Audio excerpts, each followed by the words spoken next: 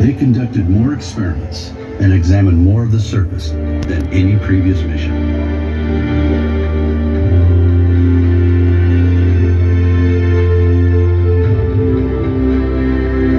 This concluded the Apollo program. More than 10 years' work by 500,000 men and women. In a competition between the United States and the Soviet Union, known as the space race, humanity proved that we could walk on the moon.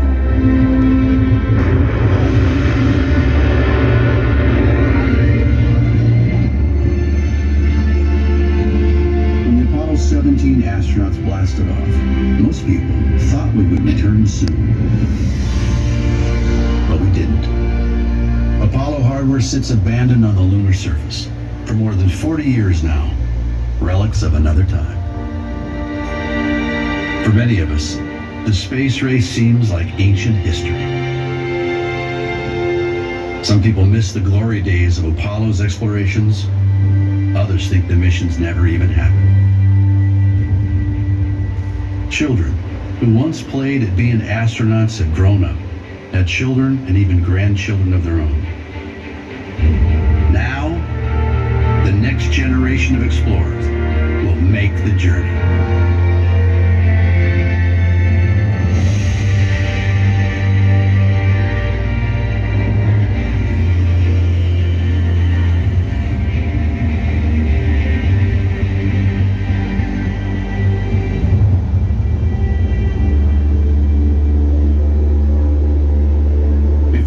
Venture into space, we send our robotic explorers to help us learn what challenges we will face.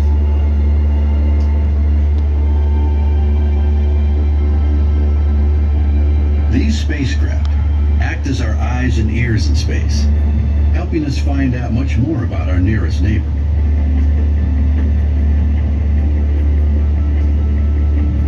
One of the earliest missions, Ranger 9, sent home thousands of images of the moon's surface in the moments before it deliberately crashed. It gave us the first detailed pictures of mountains and craters, helping us identify good landing sites. The Surveyor landers touched down more gently.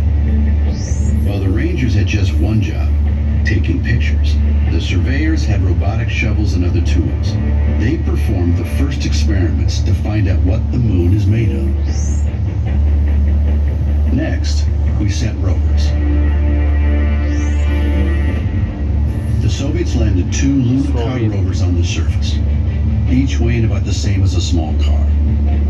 Engineers on Earth drove them by remote control for many kilometers, taking ground-level pictures and testing them in soil.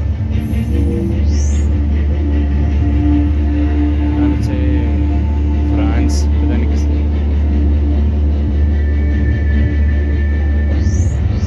Scientists today still study data and samples from these historic missions. But these early visitors mostly told us about the small areas where they touched down. To get a bigger picture, we need to look at the moon from orbit. NASA and the European Space Agency have sent spacecraft to orbit the moon. And recently, China, India, and Japan have done the same.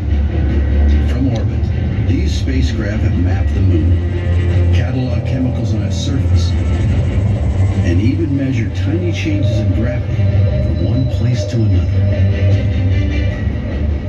A traveler to the moon experiences a smaller pull of gravity than on Earth. Only 1/6 of what you're feeling right now. A visitor might also be shaken by moonquakes, which can start deep inside the moon.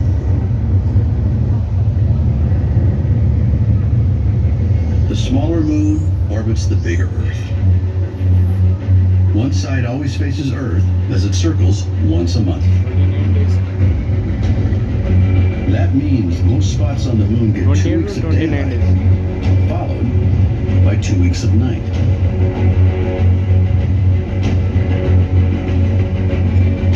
With no atmosphere to trap the sun's heat, temperatures can rise to more than 100 degrees Celsius, then drop to minus 150 degrees Celsius. A to the moon needs to deal with this wide range of temperatures. But not every spot on the moon goes through such extremes.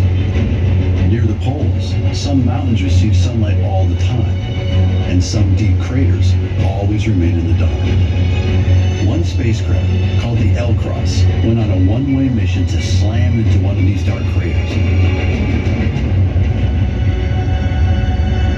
The impact lifted up a cloud of material that had been hidden from the sunlight for billions of years. Inside this cloud, the L-Cross detectors discovered pure, frozen water. Water at the poles can help people to live on the moon. We can drink water, of course, use it for growing food, and also break it down into oxygen and hydrogen. Obviously, we need oxygen to breathe, but we can also use oxygen and hydrogen as rocket fuel. The moon has other resources too, including aluminum, iron, gold, even platinum. These can help us out here on Earth, help us survive on the moon, and help us venture to other worlds and beyond.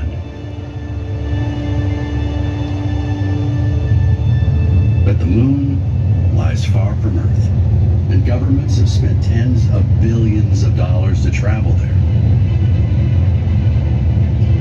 Can we find a better, more economical way? What would motivate people to start a new space race? For centuries, people have created prizes to encourage exploration. In the 18th century, the British government offered a reward to improve navigation and to make ocean voyages safer. Nearly 100 years ago, New York hotel owner Raymond Ortigue offered a prize to the first person to fly across the Atlantic non-stop, a first step toward creating global commercial airlines.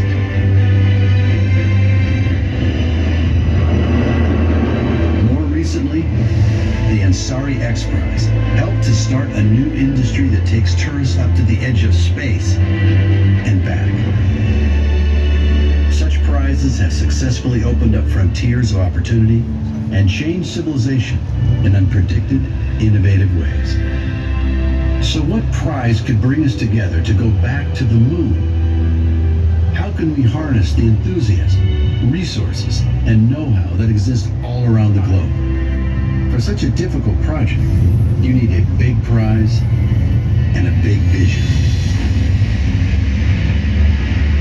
The Google Lunar X Prize has inspired people from around the globe to join a new era of lunar exploration. This $30 million competition will stimulate a new generation of engineers, scientists, and entrepreneurs to think about space as a place to do business, to innovate, and to change the world.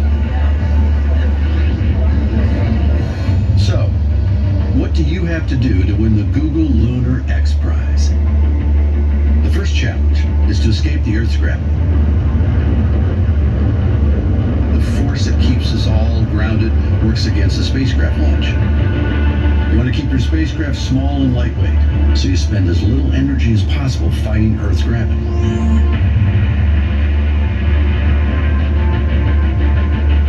Once you're off the ground, you need to cross the 400,000 kilometers to the moon. One small miscalculation, and your spacecraft could end up missing the moon entirely. On the way, you need to make course corrections to avoid smacking straight into the lunar surface. To get into lunar orbit, or begin your descent to the moon's surface, you need to slow down. Slowing down requires firing engines at exactly the right moment for the right length of time, so you need precise calculations to end up in orbit. Then you need to find some place to land. You'll probably want to avoid rocky hills and craters and land someplace flat. After making it to the surface, your craft has to either take off again or release the rover or smaller hopper. Then, whether it flies, hops, rolls, or roves, your spacecraft has to travel a distance of 500 meters. To claim the Google Lunar X Prize, you must now initiate your mooncast, take video and pictures, and send them back to Earth so we can all share what your spacecraft can see.